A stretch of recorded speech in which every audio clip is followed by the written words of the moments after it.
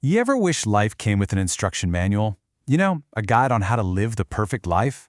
Well, today we're going to crack open a really fascinating one from the past.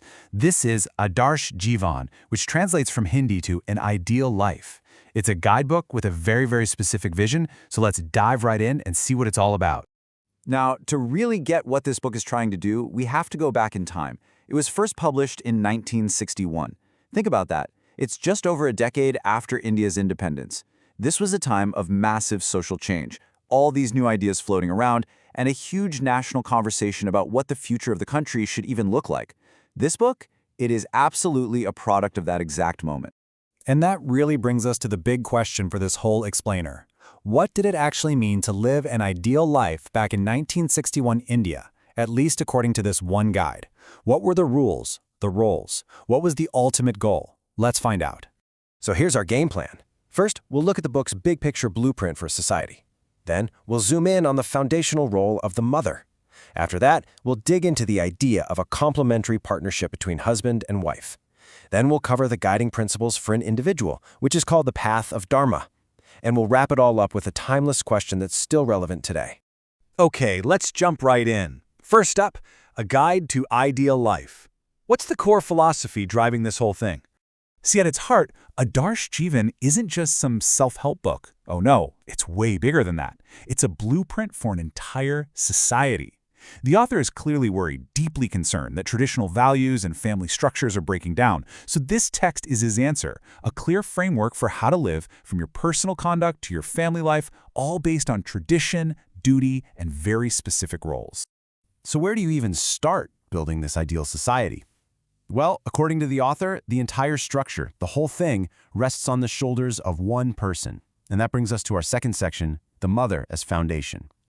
I mean, the book places this incredible, almost sacred importance on the mother's role. It says it right there. In the scriptures, the mother has been given the first place, above all others. And listen, this isn't just some sentimental idea for the author. It's a fundamental spiritual and social truth. The text gets pretty poetic, describing the very word ma, or mother, as being just filled with sweetness and purity. It argues that for a child, the mother is their entire world.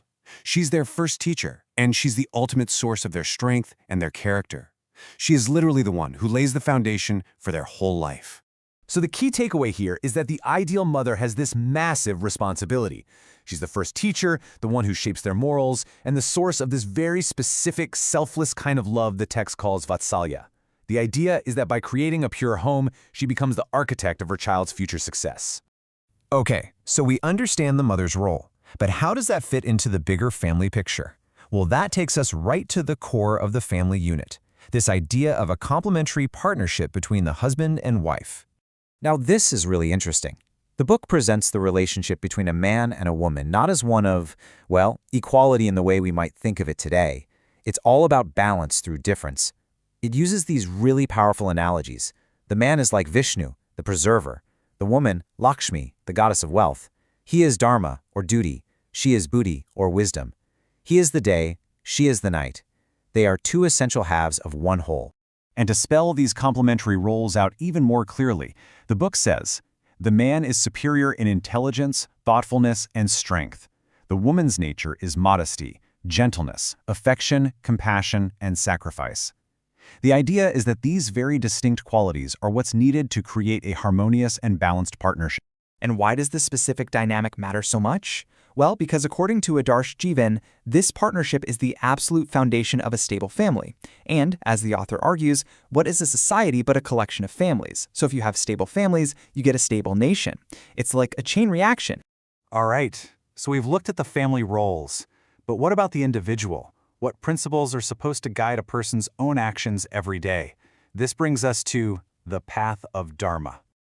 First things first, we've got to wrap our heads around this central concept of Dharma. It's a big one.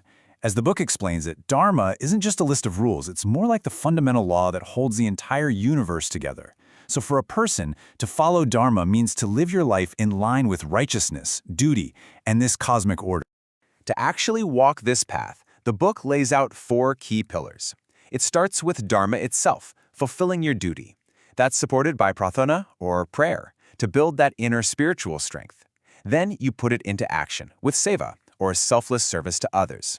And it's all guided by tyaga, which is the willingness to sacrifice your own desires for a greater good.